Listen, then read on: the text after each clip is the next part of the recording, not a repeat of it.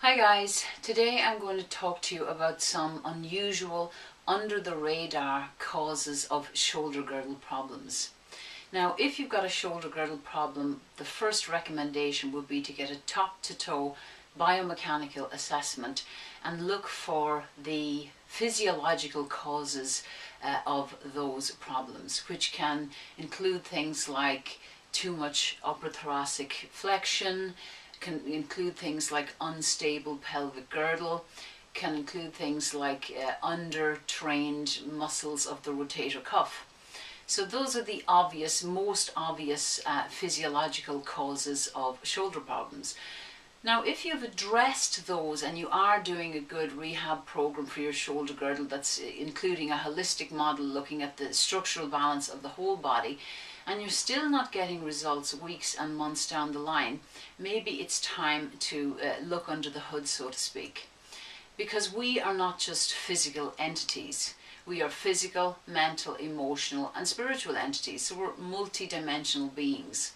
So the things that affect us are not just biomechanical in nature.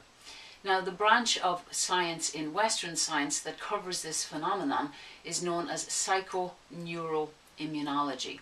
And this is the study of how the mind, our thoughts and beliefs and our mental conditioning and the emotions actually affect our physiological functioning and our health.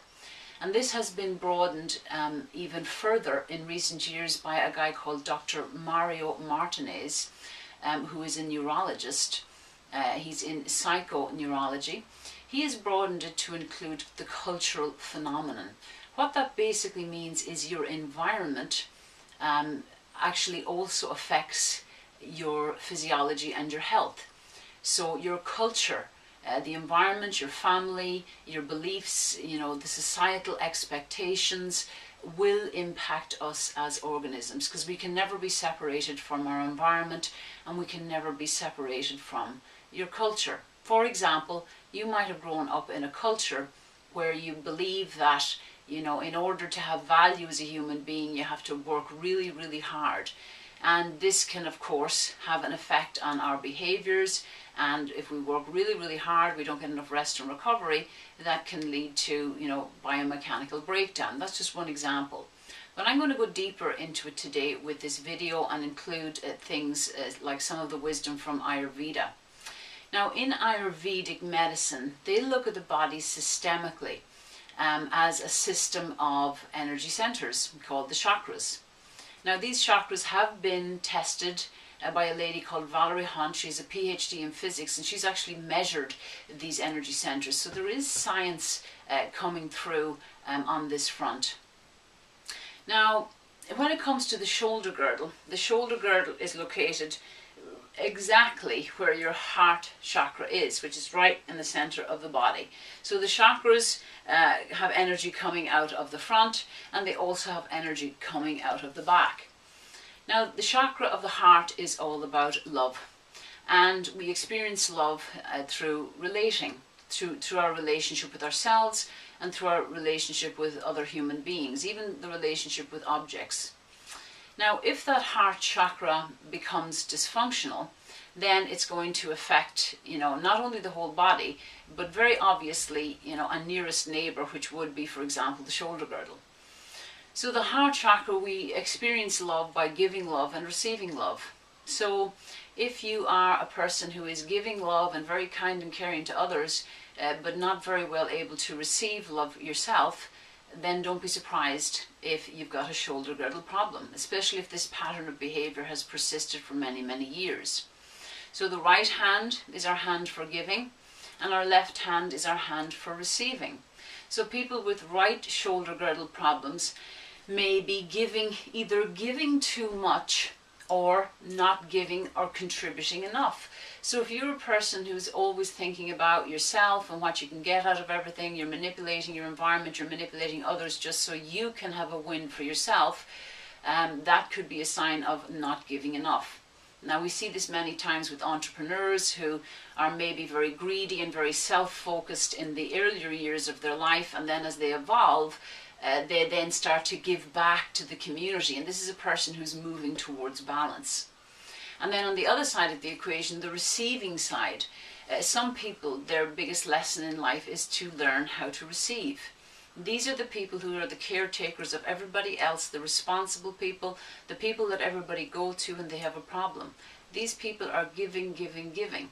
And when these people have a problem, who do they turn to? Do they try to figure everything out themselves? That was me for most of my life, constantly focusing on how can I help everybody else. And one of my biggest lessons in life, because my life was set up to force me to look at the receiving end of the equation. When I am down, when I am feeling low, how do I ask for help? And how, more importantly, do I receive that help? So people who have difficulty receiving can develop problems with their left shoulder girdle. So that's just a couple of things to think about, giving and receiving. Am I giving too much? Am I not contributing enough? Am I unable to receive? Am I blocking receiving and busying myself by taking care of everybody else's problems and leaving myself last on the list? Now, mothers would be classic candidates for this type of behavior. They're taking care of everybody else in the household, and then they feel guilty if they even have a small amount of time for themselves. So life is all about balance, a balance of giving and receiving. And when we have balance in giving and receiving, we'll have more balance in this heart chakra and more balance then in the shoulder girdle, which is like a living metaphor for giving and receiving. So another element of the shoulder girdle could be overall tightness and tension globally in that upper back area. So we've all heard the expression, carrying the weight of the world on your shoulders. So if we feel overburdened by life, overburdened by responsibilities, we don't have enough downtime to relax and unload that burden, then we can get all tight and tense in the shoulder girdle area. So this is a sign that we need, again, more balance in our lives. Less doing, more being. Less work, more play. So the body, in many ways, is a metaphor or a great teacher for the things that our subconscious mind is not relaying to us through awareness. So the subconscious mind is anything that's below the surface of our cognitive awareness. So the body is wonderful like that. It will draw your attention through pain and dysfunction to things that are subconscious. It's actually been said that your body is your subconscious mind. That was a phrase coined by Candace Pert, who was a researcher, a PhD researcher on neuropeptides, because these neuropeptides are ways or chemicals that allow us to feel feelings and emotions. So the body is constantly talking to us through these feelings, usually feelings of discomfort if we're not listening to lessons in our life, we're not getting those lessons clearly enough. So just bear that in mind. If you've got a shoulder girdle problem that's been persisting for weeks, months, or maybe years, and you've been doing all of the right exercises, and you've been doing, all of the practical things, the stretching, the strengthening, the mobilizations, and you're still not getting a result, it could be that the origin of your shoulder girdle problem is more of this cultural, immunological realm, that it lies in that realm. So think about the things that I've said in this video, ponder them. Is it the right shoulder girdle that's giving you problems? Is it the left shoulder girdle, right shoulder girdle giving, left side about receiving? Are you over giving? Are you under giving? Are you blocking receiving? So these are the things to consider, and think about ways that you can start changing, because remember, awareness is the first point of change. And with this new awareness, you can start contemplating how you're going to change your behavior. Maybe you're going to ask for help in some areas of your life. Maybe you're going to learn how to delegate more. Maybe you're going to be a person who starts to contribute more. Maybe you're going to start doing volunteer work. Maybe you're going to donate money to a worthy cause. Think about the things that you can do that will allow you to have more balance in the giving and receiving. And then with the burden piece, how can you unburden your life? Do you need to cut back on work? Do you need to give yourself more time off? Do you need to do more stretching and relaxation so that you have a daily reduction plan for stress? So that is just a short little video on some unusual things that can cause shoulder girdle problems, a little bit what I call under the hood.